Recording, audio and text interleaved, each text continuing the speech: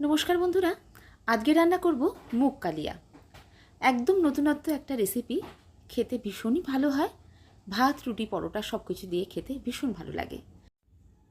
রেসিপিটা অবশ্যই পুরো দেখুন। ভালো লাগলে লাইক আর শেয়ার করার অনুরোধ রইল।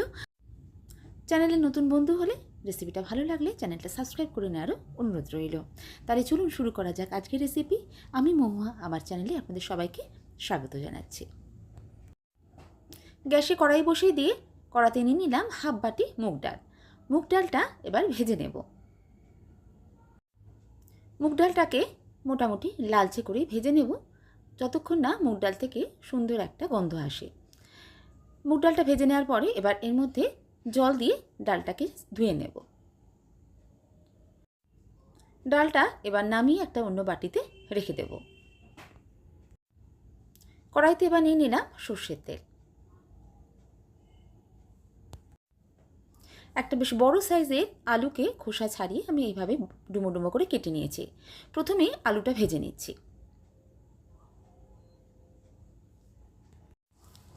আলু ভাজার সময় অল্প নুন আর হলুদ দিয়ে ভাজবো।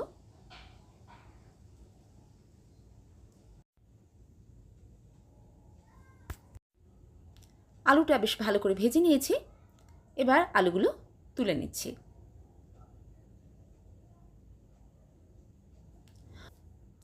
এবার এর মধ্যে দিয়ে দিচ্ছি পটল। আমি এখানে প্রায় 200 গ্রাম মতো পটল নিয়েছি। পটলগুলোকে খোসা ছাড়িয়ে দুভাগ করে কেটে নিয়েছি। একটু খোসা রেখেই আমি পটলটা কেটেছি, যাতে পটলগুলো রান্না করার পরেও একদম নরম না হয়ে যায়। নুন আর হলুদ দিয়ে পটলগুলো বেশ ভালো করে ভেজে নেব। পটলগুলো সুন্দরভাবে লালচে করে ভাজা হয়ে যাওয়ার পর পটলগুলো এবার উঠিয়ে নেব। পটলের যে কোনো রান্নাতেই পটলটা যদি এইভাবে একটু ভালো করে ভেজে রান্না করা যায়, তাহলে রান্নার টেস্টটা অনেক ভালো হয়। আরও 1 চামচ মতো তেল আমি অ্যাড করলাম।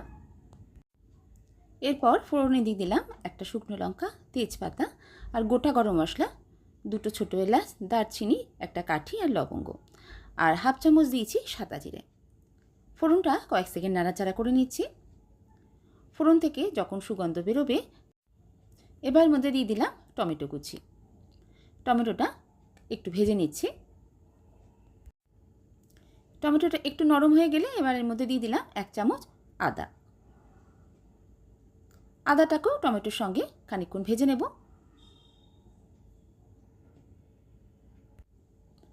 এবার এর মধ্যে দিচ্ছি গুঁড়ো মশলা।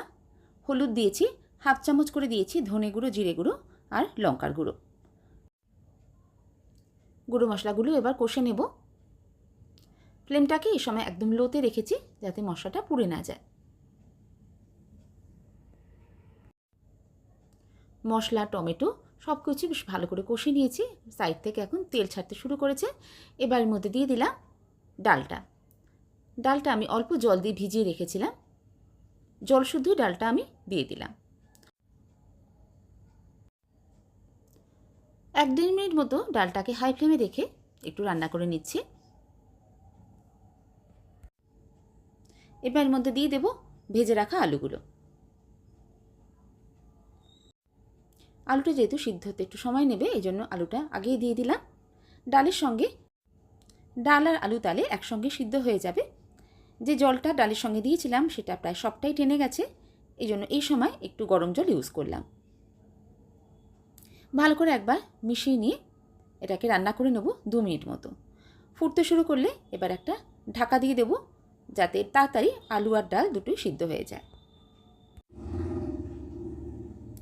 এবার এর মধ্যে দিয়ে দেবো ভেজে রাখা পটলগুলো। পটল যেহেতু নরম সবজি, তাড়াতাড়ি সিদ্ধ হয়ে যাবে, এই জন্য একদম শেষের দিকে এটাকে দিলাম। ভালো করে একবার মিশিয়ে নেব। এইভাবে ঢাকা দিয়ে কষে রান্না করলে রান্নার টেস্টটাও ভালো হবে আর রান্নাটাও অনেক তাড়াতাড়ি হবে। আবারও সামান্য একটু গরম জল আমি দিয়ে দেবো, যাতে রান্নাটা তলায় লেগে না যায় আর সব কিছু খুব তাড়াতাড়ি সিদ্ধও হয়ে যায় আর সুসিদ্ধ হয়। রান্নাটা এমনভাবে করতে হবে যাতে ডালটা খুব বেশি গলে না যায়, সুসিদ্ধ হবে আর সবজিগুলো ঠিকভাবে সিদ্ধ হবে। ফুটতে শুরু করলে ফ্লেমটা একদম কমিয়ে দিয়ে আবারও 2 মিনিটের জন্য ঢাকা দিয়ে রান্না করে নেব। 2 মিনিট পরে ঢাকাটা খুলে নিলাম। ডালটাও খুব সুন্দরভাবে সিদ্ধ হয়ে গেছে আর তরকারিগুলো একদম পারফেক্টভাবে সিদ্ধ হয়েছে, অথচ গোটা গোটা আছে। রান্নাটা ঠিক এইভাবে করে নিতে হবে। এইভাবে কষে রান্না করলে রান্নাটা খেতেও খুব ভালো হবে। রান্নায় একটু গ্রেভি রাখার জন্য এবার আমি অল্প করে একটু জল দিয়ে দিচ্ছি। যেহেতু এর মধ্যে ডাল আছে, ঠান্ডা হয়ে যাওয়ার পর এটা অনেক বেশি ঘন হয়ে যাবে। হালকা গ্রেভি থাকলে খেতেও ভালো লাগবে। ফুটতে শুরু করলে এবার এর মধ্যে দিয়ে দিচ্ছি স্বাদ অনুযায়ী নুন। রান্নায় আলু পটল ভাজার সময় আমি নুন ইউজ করেছি, তাই বুঝে নুনটা দিতে হবে। স্বাদ অনুযায়ী নুন দিয়ে দেবেন। আর দিয়ে দিচ্ছি একটু চিনি। যে কোনো নিরামিষ রান্নায় চিনি দিলে কিন্তু টেস্টটা খুব ভালো লাগে। আর কয়েকটা চেরা কাঁচা লঙ্কা দিয়ে দিলাম। ভালো করে একবার মিলিয়ে নেব।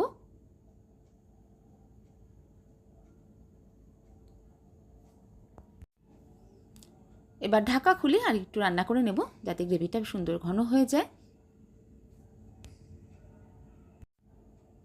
রান্না শেষে এবার এর মধ্যে দিয়ে দেবো গরম মশলার গুঁড়ো আর 1 চামচ ঘি। যে কোনো নিরামিষ রান্নায় ঘি আর গরম মশলাটা লাস্টে অবশ্যই আমরা অ্যাড করি, এতে খেতে খুবই ভালো লাগে। ঘি আর গরম মশলাটা মিলিয়ে দেওয়ার পরেই গ্যাসের ফ্লেমটা আমি অফ করে দেবো। এইরকম গ্রেভিটাই আমি রাখবো। গ্যাসের ফ্লেম অফ করে দিয়ে ঢাকা দিয়ে 2-3 মিনিট স্ট্যান্ডিং টাইমে রাখার পর আপনাদের সার্ভ করে দেখাচ্ছি।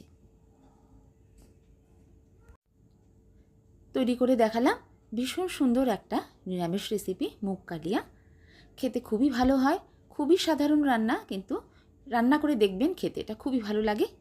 ভাত, রুটি, পরোটা, পোলাও সব কিছু দিয়ে পরিবেশন করতে পারেন। এর টেস্টটা অসাধারণ লাগে।